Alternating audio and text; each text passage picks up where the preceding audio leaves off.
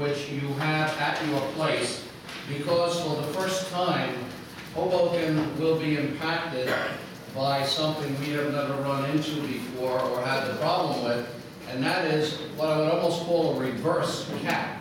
Most people are aware, if you've been following the news and the financial information in New Jersey, that over the past years we at one time had a budget cap of 4% on our total expenditures, and that was recently changed to a 2% cap on the tax levy only. Most people are not aware that there is a kind of reverse cap. There is in some cases, a minimum tax levy that you cannot go below. And we've never run into that before, but this year for the first time, with some of the planning we did and with some of the earlier drafts of the budget, we had hoped that if we got any increase at all at state aid, we might even have a significant decrease in the tax levy until all of the final downloads were in from the state on the state aid, and we became known as one of the districts that is, quote, below adequacy. And here is the concept of how that works. Every school district in the state, all 575 operating districts, are given what is called an adequacy budget by the state. It's in the state law, it's in the state aid formula, and it dictates that the commissioner has to determine what is the level of spending that every district must take care of as its local share of the tax levy in order to reach what is called an adequacy budget. The way the state calculates that is they decide upon, based on their statistical review, how many dollars must be spent per pupil to be adequate and to provide a thorough and efficient system of education. And then they weight that enrollment so that they count more money for special ed students, more money for limited English proficiency students, more money for students who have other special needs.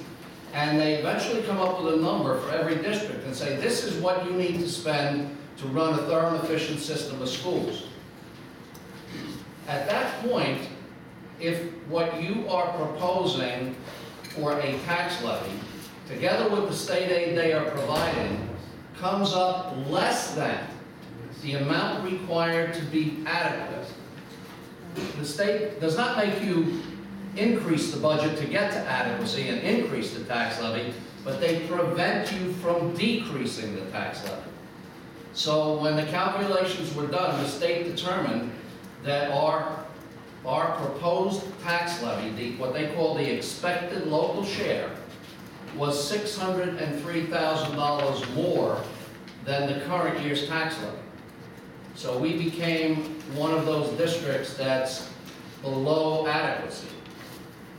Now, they're not going to make us raise the tax levy $603,000, but they are going to say to us, your tax levy now is $36,427,095. You may not lower that tax levy under any circumstances. And so we now have a minimum tax levy.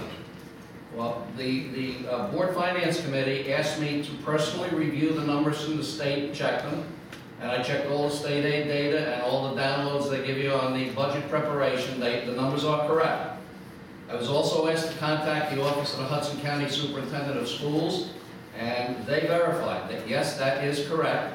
It is a statutory obligation. It is mandated. The language of the statute says you shall, not you may, and therefore there is no one who can change that except the legislature. Third and finally, I prepared for the board the exact statute in Title 18A, 7F, Section 5, Part B, and the language in that statute is very clear. And the part that's really pertinent I've put in bold print. Each district shall have a required local share. The required local share shall equal the lesser of the local share calculated at the district's adequacy budget or the district's local share for the pre-budget year. Each district shall raise a general fund tax levy which equals its local share. And more interestingly, no municipal governing body shall certify a general fund tax levy which does not meet the required local share. What that means, in plain English, is that if the budget were to be defeated and it goes to the town council, they cannot cut the tax levy. It is, in other words, a mandated amount, and it must be raised. There are two other items I've included in the memo for the board. One is a very excellent article I came across on the internet this afternoon, and it's from the Education Law Center. And I had mentioned to the board members when we met in committee to discuss preliminary the budget, and I had mentioned to you that we are now at a state in New Jersey where there are 205 school districts out of the approximately 575 operating districts. It's getting close to 40% of the districts in the state that are now below adequacy. That number is growing. It is 24 more than last year, when there were 181. It is expected to continue growing, and one of the principal factors for the reason it is growing is the failure of the state to fully fund the state aid formula, because every year they underfund the state aid formula, there is less spending in those districts, more districts fall below the adequacy level, and in addition to that, the gap between where they are and how far they are for adequacy is growing greater. The other item I've included in the package to the board is a newspaper article from the Bergen Record on February 26th. The master appointed by the Supreme Court to hear the arguments relative to the constitutionality of the state aid cuts held one of its hearings in Hackensack in Bergen County. The gentleman who testified, Mr. Mel Lyons, worked for me in Trenton as the director of state aid. He's a very brilliant gentleman who had over 30 years' experience handling all of the state's state aid information.